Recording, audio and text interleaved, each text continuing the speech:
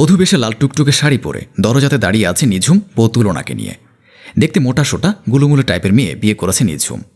নিঝুম হলো হ্যাংলা পাতলা স্মার্ট শিক্ষিত একটা ছেলে, আর সে কিনা বিয়ে করে এনেছে একটা মোটা আর কালো মেয়েকে। ব্যাপারটা যেন কেউই মেনে নিতে পারছে না। নিঝুমের ভাবি মায়া অবাক দৃষ্টিতে তাকিয়ে আছে। কি হলো ভাবি, এভাবে হা করে তাকিয়ে থাকবে নাকি আমাদের দুজনকে ভেতরে ঢুকতে দিবে শুনি? এভাবে দাঁড়িয়ে থাকতে থাকতে যে পা ব্যথা হয়ে গেল আমার। মায়ের অবাকের ঘোর যেন কাটছে না। মা বাবাহীন এই দেবরের সঙ্গেই থাকে সে। মায়ের স্বামী সকালে কাজের জন্য বাইরে গেছে, ফিরবে সে রাতে। মায়া দেবরের এরকম কাণ্ড দেখে কি বলবে ভাষা হারিয়ে ফেলেছে। মায়া চুপ করে আছে দেখে নিঝুম নিজেই ঘরে ঢুকে গেল। ভাবি, তোমাকে বলেছিলাম না আমার একটা মেয়েকে পছন্দ হয়েছে, যার সঙ্গে থাকলে আমি ভালো থাকবো, সে আমার খেয়াল রাখবে সব সময়। এই যে তুলনা হচ্ছে সেই মেয়ে। ভাবি, আমি তুলনাকে বিয়ে করেছি। তুমি বিয়ে করতে চাও এটা তোমার ভাইয়াকে বললেই তো হতো। নিঝুম, আমরা ধুমধাম করে তোমার বিয়ে দিতাম, কিন্তু তুমি এটা কী করলে? পালিয়ে বিয়ে করলে কাউকে না জানিয়ে। নিঝুম বুঝলো অবস্থা এবার বেগতিক দিকে যাচ্ছে। সে তুলনাকে ভেতরে যেতে বলে দিল, কারণ এখানে তার ভাবি কি বলবে সেটা সে নিজেও জানে না। যদি তুলনা তার ভাবির কথা শুনে কোনো কষ্ট পায়। তুলনা কিছু না বলে ভেতরে চলে যেতেই মায়া আবারও বলল নিঝুমকে, আমি তো বিশ্বাসই করতে পারছি না যে তুমি বিয়ে করে ফেলেছ। আমাদের জানালো না কেন তুমি? এখন যে তোমার ভাই জানবে তাকে বা আমি কি বলবো? না জানি বিয়ে করেছো বেশ, তা না হয় মানলাম, কিন্তু নিঝুম তুমি কাকে বিয়ে করেছো সেটা তো একটু দেখবা নাকি? হ্যাঁ, শান্ত হও ভাবি, শান্ত হও, এত রেগে যেও না তো। আমি জানি তুমি এখন এসব কথাই বলবা, সেজন্য তুলনাকে ভেতরে পাঠিয়ে দিয়েছি। ভাবি, তুলনা একটু মোটা আর গায়ের রং ফর্সা না, ঠিক আছে, কিন্তু অত কালো তো না, বলো? শ্যামলা টাইপ দেখতে। এসব নিয়ে আমার কোনো মাথা ব্যথাই নাই। ও আমাকে বুঝে চলবে সব সময়, ভালোবাসবে, খেয়াল রাখবে, এটুকুই যথেষ্ট আমার জন্য, বুঝলা? আর কিছুরই দরকার নাই। কিন্তু নিঝুম, তোমার সঙ্গে এরকম একটা মেয়েকে মানা যায় না। বোঝার চেষ্টা করো, কোথায় তুমি আর কোথায় কালো মোটা মেয়েটা? তোমার জন্য তোমার অফিসের কত মেয়েরা পাগল। তোমার ভাইয়ের কাছে বিয়ের প্রপোজালও দিয়েছে, তুমি জানো? ওই মেয়ের কত সুন্দরীও ছিল, আর তুমি কিনা দেখতে শেষমেশ একটা মোটা মেয়েকে বিয়ে করে এনেছো, যাকে তোমার সঙ্গে কোনো মতেই যায় না। মাথা কি তোমার খারাপ হয়েছে ভাই? দেখো ভাবি, আমার মাথা কোনো খারাপ হয়নি, ঠিকই আছে। আমি তুলনাকে আমার জন্য পারফেক্ট মনে করেছি বলেই বিয়ে করেছি, আর বিয়ে যেহেতু করেই ফেলেছি এখন তার কিছু করবারও নেই। তুমি ভাইকে বুঝিয়ে বলিও, ব্যাস। আমি আর কিছু জানি না, বাকিটা তোমার দায়িত্ব। এই বলে নিঝুম চলে গেল নিজের রুমে। পরের দিন সকালবেলা ঘুম থেকে উঠে রান্নাঘরে কাজ করছে তুলনা। রাত্রেবেলায় নিঝুম তুলনাকে সব বলে দিয়েছিল, সঙ্গে এও বলে দিয়েছিল ভাইয়ার ভাবির মন যেন জয় করতে পারে। তুলনা এখন সে চেষ্টাই করছে। রান্নাঘরে তুলনাকে দেখে নিঝুমের ভাবি মায়া ডাইনিং টেবিলে বসে আছে। সঙ্গে বসে আছে মায়ার স্বামী, মানে নিঝুমের বড় ভাই নয়ন। নয়ন তার বউ মায়ের মুখ থেকে সবটা শুনেছে। সব শুনে ভাইয়ের প্রতি রাগে আর কোনো কথাই বলেনি। তুলনা চা বানিয়ে এনে ডাইনিং টেবিলে বসে থাকা মায়া আর নয়নের পাশে চায়ের কাপ দিল। সুপ্রভাত ভাইয়ার ভাবি, আপনাদের জন্য চা বানিয়ে এনেছি, খেয়ে নিন। আমি যাত্রার হাতে চা খাই না, আর সবচেয়ে বড় কথা হলো আমি নর্মাল চা খাই না অন্যদের মতো। আমি জানি, নিঝুম বলে দিয়েছিল আমাকে আপনি চিনি 1 চামচ বেশি খান, আর ভাবি চিনি একটু কম খায়। আমি সেই মতনই বানিয়ে এনেছি আপনাদের জন্য। হ্যাঁ, তা তো জানবেই, তা না হলে আমাদের বশ করবে কি করে শুনি? মানে কি বলতে চাইছেন এসব ভাইজান? না ভাইজান, ডাক্তারও দেখি রপ্ত করে নিয়েছ, সবই এক রাতের ভেতরে রপ্ত করে নিলা, নাকি এতদিন ধরে একটু একটু করে আমার ভাইয়ের মাথাটা নষ্ট করেছো শুনি? আপনি কি বলছেন কিছু বুঝতে পারছি না। আমি নিঝুমের মাথা কেন খাবো? এতক্ষণ চুপ করে থাকলেও এবার নিঝুমের ভাবি বলতে লাগলো, বুঝছো না কচি খোকা তুমি? তাহলে প্রেম করে একা একা বিয়ে করেছো যে? খুব করে জেনে নিয়েছো নয়ন কীরকম চা খায়, আমি কীরকম খাই, মানে এসব করে আমাদের মন গলাতে এসেছো তুমি। তবে শুনে রাখো, আমাদের মনে জায়গা করতে পারবে না তুমি। আমার দেবর হচ্ছে রাজপুত্রের মতো, ওর জন্য কত সুন্দর মেয়েদের প্রস্তাব আসতো, আমরা সেগুলো ফিরিয়ে দিতাম। আর তুমি তো সেখানে কিছুই না, গণাতেই পারো না তুমি। আর তোমাকে কিনা আমরা মেনে নেব আমাদের দেবরের বউ হিসাবে? মায়ের অপমানজনক কথা শুনে তুলনা কেঁদেই দিল। ছোট থেকে তাকে তার অতিরিক্ত স্বাস্থ্যের জন্য কত কটু কথা শুনতে হয়েছে হিসেব নেই। সবাই তুলনাকে দেখে ভাবে হয়তো সারাদিন ও প্রচুর খায়, কিন্তু কেউ তো আর জানে না যে তুলনার সৎমা তাকে কোনোদিনই 3 বেলা পেট পুরে খেতে দেয় না। সৎমার অত্যাচারে অতিষ্ঠ হয়ে নিঝুমকে বিশ্বাস করে বাড়ি থেকে পালিয়েছিল, কিন্তু ভাগ্যে বোধ হয় তার সুখ নেই। ভাবি, আমি নিঝুমকে ফাঁসিয়ে বিয়ে করিনি, ও ভালোবেসে আমাকে বিয়ে করেছে। আমি নিজের ইচ্ছাতে কিছু করিনি, আর না আপনাদের মন গলানোর জন্য কিছু করছি। আমি আমার বাপের বাড়িতে থাকলেও কাজ করতাম, এখানেও তাই করছি, ব্যাস, আর কিছু না। এই বলে তুলনা কাঁদতে কাঁদতে সেখান থেকে চলে গেল। রুমে গিয়ে ব্যাগপত্র গুছিয়ে নিয়ে ঠিক করলো সে আর থাকবে না এই বাড়িতে। না খেয়ে অত্যাচারিত হবে, কিন্তু অসম্মান অপমান সহ্য করতে পারবে না সে। আলমারি থেকে কাপড় নিয়ে ব্যাগ গুছিয়ে নিল তুলনা। হায়রে নিয়তি, এক রাতের ভেতরে সবটা যেন উল্টে পাল্টে গেল। তুলনা ড্রয়িং রুমে ব্যাগ নিয়ে এসেই দেখে সেখানে নিঝুমের ভাই আর ভাবি বসে আছে। মেয়ে, ব্যাগপত্র নিয়ে কোথায় যাচ্ছ তুমি? হ্যাঁ, কোন নাটক শুরু করতে চাইছো তুমি? কোনো নাটক না, আপনাদের ভাইকে সুন্দর মেয়ে দেখে বিয়ে দিয়ে দেবেন। আমি চলে যাচ্ছি, আমার কোনো দরকার নেই। তুলনা যে চলে যাচ্ছিল ঠিক তখনই তুলনার হাত চেপে ধরল নিঝুম। কি ব্যাপার তুলনা, তুমি কোথায় যাচ্ছ আমাকে না বলে? আমাকে বিয়ে করে তুমি ভুল করেছো নিঝুম, আমার থেকে আরও ভালো মেয়ে পাবা তুমি। আমি চলে যাচ্ছি, নিজের জীবনটাকে গুছিয়ে নিও তুমি। কি যাতা বলছো তুমি পাগলের মতো? কালকে বিয়ে করলাম আমরা, আর তুমি এখন এসব বলছো? কেউ কিছু বলেছে তোমাকে তাই না? কে বলেছে বলো, ভাইয়া না ভাবি? তুলনা কিছুই বলেনি। তার আগে নিঝুমের বড় ভাই নয়ন বলে উঠল, বাহ বাহ, এক রাতের ভেতরে দেখছি আমার ভাইকে ভালোই বশ করেছে। এখনই ভাইয়ের ভাবি নামে বিষ ঢালা শুরু হয়ে গেছে, ভালোই পরিবর্তন। আমি বলেছি আমাকে কেউ কিছু বলেছে? আমি নিজের ইচ্ছাতেই চলে যাব তোমাকে ছেড়ে। তুমি ওকে আটকাচ্ছ কেন নিঝুম? ও নিজে যখন চলে যেতে চাইছে তুমি ওকে চলে যেতে দাও, খামকে আটকাচ্ছ কেন? ভাবি তুমি সব কি বলছো? আমরা দুজন দুজনকে ভালোবেসে বিয়ে করেছি। ভালোবাসা না ছাই, ওর মতো মেয়েকে কে বিয়ে করবে শুনি? ও তো তোমার বাড়ি ঘাড়ি এসব দেখে বিয়ে করেছে, বুঝলে? আর কিছু না। তুমি বোকা, কিছুই বুঝতে পারছো না নিঝুম, আমি বুঝতে পারছি। ব্যাস ভাবি, অনেক হয়েছে।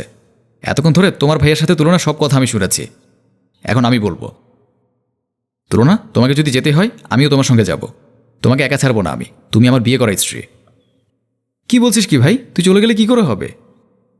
দেখো নিঝুম, তুমি ভালো থাকবে, খামোখা আমার কথা ভেবো না। তোমাকে মানা করেছি না, একটা কথা বলবা না। বলবা না তো বলবা না, ব্যাস চুপ করে থাকবে, বুঝলে? নিঝুমের কথা শুনে তুলনা আর কিছু না বলে চুপ করে রইল।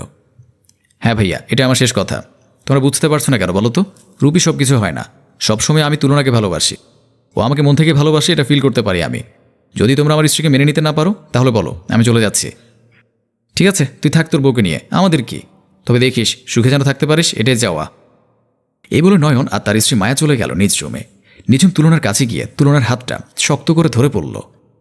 এ হাত যখন ধরেছি তখন আর ছাড়বো না কিছুতেই, সে যে যা কিছুই বলুক, আমার তাতে কোনো কিছুই আসে যায় না। তুমি শুধু আমার হয়ে থেকো, ব্যাস আর কিচ্ছু লাগবে না। তোমার মতো করে যদি সবার পাশে সবার ভালোবাসার মানুষটি থাকতো তাহলেই হতো। আমি ধন্য তোমাকে পেয়ে।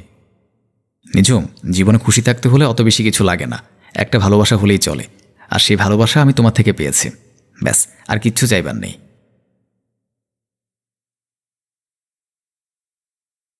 খাটে বসে মোবাইল চালাচ্ছিল এশা। হঠাৎ ওর চাচাতো বোন সুরভি এসে বলল, আপা দুলাভাই কখন আসবে? বিকালের মধ্যে চলে আসবে। কেন? এমনি জিজ্ঞেস করলাম। কোনো প্রয়োজন? না, মানে কয়দিন ধরে তোমাদের বাসায় বেড়াতে এলাম, কিন্তু দুলাভাইকে একাই পাই না। এশা কপাল কুচকে জিজ্ঞেস করল, একা পাস না মানে? সুরভি থতমত খেয়ে নিজেকে সামলে নিয়ে বলল, বাসায় থেকে থেকে বিরক্তি হচ্ছে, তাই ভেবেছিলাম দুলাভাইকে পেলে কোথাও ঘুরতে বের হব। তোমার বাসায় এলে রুমে বন্দি থাকতে থাকতে অসহ্য লাগে, এর জন্য জিজ্ঞেস করলাম। তুমি উল্টাপাল্টা কিছু ভেবো না। আচ্ছা ঠিক আছে। দুপুরের জন্য কী রান্না করবো বলো? তোর যা মন চায় কিছু করে নিস। পাবদা মাছ রান্না করি, দুলাভাইয়ের তো খুব পছন্দ। এসা ভ্রুকুচকে বলল, এক মিনিট এক মিনিট, তো দুলাভাইয়ের পাবদা মাছ পছন্দ তুই জানলি কী করে? আমি তো কখনো বলিনি। সুরভি কিছুটা আমতা আমতা করে বলল, দুলাভাই বলেছিল। এরপর হঠাৎ কিছু মনে পড়া ভঙ্গিতে সুরভি চোখ গোল করে বলল, আমি যাই, ভাজি পড়ে গেল বোধহয়। সুরভি এক প্রকার সটকে পড়ল। এসে বিষয়টা নিয়ে কিছু সময় ভাবতে গিয়ে ভাবল না। পাবদা মাছ পছন্দের বিষয়টা এশার স্বামী তমাল বলতেও পারে। এশার আজকাল প্রায় অসুস্থ থাকে, তাই কাজ করতে কষ্ট হয়। গ্রামের বাড়ি থেকে চাচাতো বোনকে নিয়ে এসেছে। পরীক্ষা শেষে বন্ধ থাকায় সুরভি আসতে রাজি হয়ে যায়। বিকেলের দিকে সুরভি নিজেকে পরিপাটি করে সাজিয়ে এশার রুমে ঢুকে বলল, আপা দুলাভাই তো এখন এলো না। দুলাভাইয়ের জন্য তো টেনশন কেন তোর?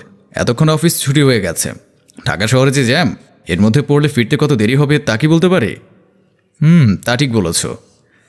কারণ কি বলতো, তুই এত সুন্দর করে সেজেছিস যে? দুলাভাই বলেছিল আমাকে আজ ঘুরতে নিয়ে যাবে, তাই তো তোমায় বারবার জিজ্ঞেস করছি। তো দুলাভাই তো কিছু বললো না? তখন তোকে জিজ্ঞেস করলাম, তুইও তো কিছু বললি না। ভেবেছিলাম তোমায় বিকেলে বলবো। এশা চুপ হয়ে গেল, তার অনেক অস্থির লাগছে। হঠাৎ করে মাথা ঘুর্নি দিয়ে উঠল। সুরভি এগিয়ে গিয়ে ব্যতিব্যস্ত হয়ে বলল, কী হয়েছে আপা, তোমার শরীর খারাপ লাগছে? ফ্যানটা চালু কর। ঠিক আছে, তুমি বসো। সুরভি ফ্যান চালু করে ওয়ার্ড্রোবের উপর থেকে পানির গ্লাস এনে এশাকে দিল। এসব পানি পান করে গ্লাস ফেরত দিল। আপা এখন কেমন লাগছে? অনেকটা ভালো। হঠাৎ কী হয়েছিল? মাথা ঘুরে উঠল। আচ্ছা তুমি এখন বিশ্রাম করো, আমি ততক্ষণে তোমার জন্য একটু লেবুর শরবত করে আনি। সুরভি এক গ্লাস লেবুর শরবত করে আনলো। এসে খেতে না চাইতেও জোর করে সবটুকু খাওয়ালো। আর কিছু লাগবে আপা? দরকার নেই, তুই বরং আমার মাথার তালুতে একটু তেল দিয়ে দে। সুরভি তাই করল। এসেকে খাটে শুইয়ে দিয়ে নিজের রুমে চলে গেল। বিকেল ফুরানোর আগে তমাল কাছ থেকে ফিরে এলো। রুমে ঢুকে এশাকে ঘুমন্ত অবস্থায় দেখে ফ্রেশ হতে চলে গেল। ফিরে এসে ড্রয়িং রুমে পা রাখতেই দেখে সুরভি এক গ্লাস শরবত হাতে লাজুক মুখে তাকিয়ে আছে। কি খবর শালি, আধা ঘরোয়ালি? আপনার জন্য শরবত বানিয়ে নিয়ে এসেছি। এত ভালোবাসা? ভালোবাসা তো কতদিন ধরে, কেউ তো দেখে না। আস্তে কথা বলো, এসে জেগে যাবে। সে চান্স নেই দুলা ভাই, আপাকে শরবতের সাথে ঘুমের ওষুধ খাইয়ে দিচ্ছে, এখন কেউ আমাকে বিরক্ত করবে না। বাহ বাহ, এত বুদ্ধি। দেখতে হবে না শালিটা কার? তমাল সুরভির হাত থেকে শরবতের গ্লাস নিয়ে জিজ্ঞেস করল, আমার শরবতে কিছু মিশাওনি তো? কি যে বলেন দুলা ভাই। সুরভি দুষ্ট হাসি দিল। তমাল এক হাতে সুরভিকে টেনে নিজের কাছে এনে ফিসফিস করে বলল, আজকে রাতে কিছু হবে নাকি? চা, কি যে বলে, আমার লজ্জা করে না বুঝি? সুরভি মুখ ঢেকে ফেলল।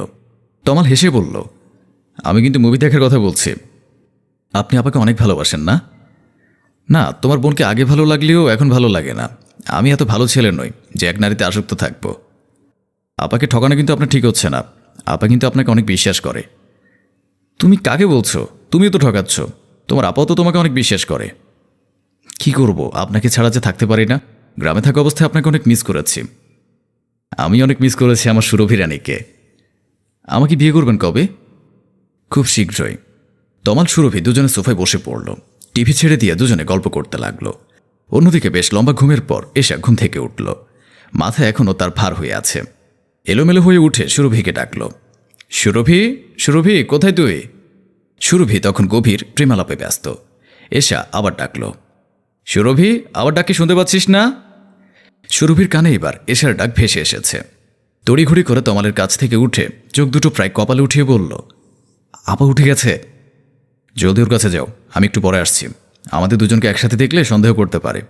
আর শোনো, ঘুমের ভান করে যেও, যাতে এসে মনে হয় তুমি এতক্ষণ ঘুমিয়েছ। সুরভি তমালের মাথায় মৃদু টোকা মেরে বলল, আপনার মাথায় তো বুদ্ধি অনেক। আপাকে অবধি কতবার ঠকিয়েছেন? তোমার বোনকে কি একবার ঠকিয়েছি নাকি? অগণিতবার ঠকিয়েছি। এসব কথা পরে হবে, তুমি যাও, নয়তো এসে চলে আসবে।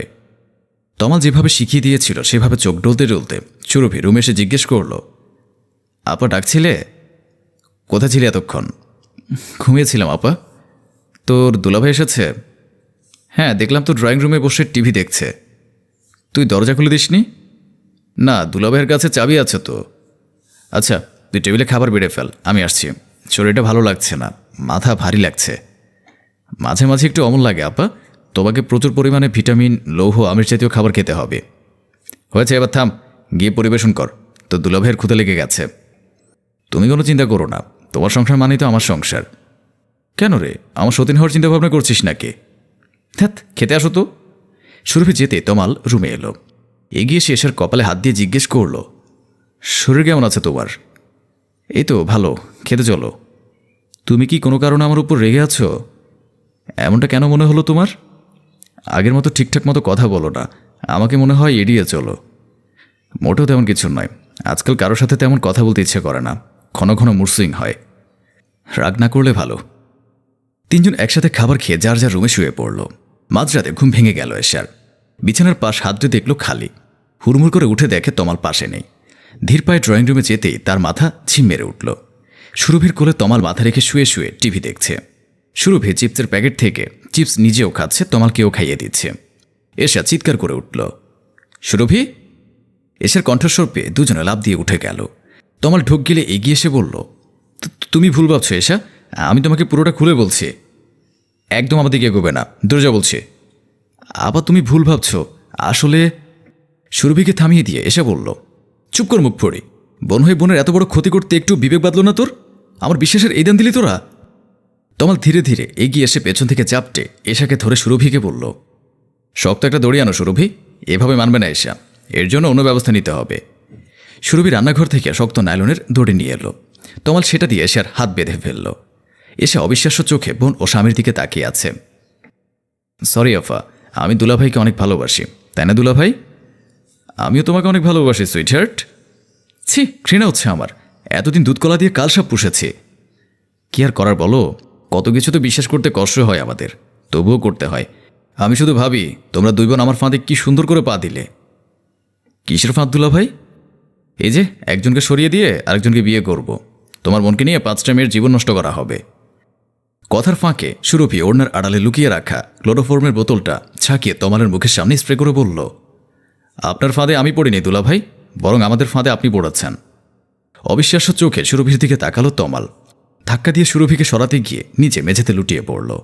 সুরভি এগিয়ে এসে এশার হাতের বাঁধন খুলে দিতে গিয়ে বলল, আপা, একদম তোমার কথা মতো সব কাজ করেছি, আমি কিন্তু বকতে পারবে না।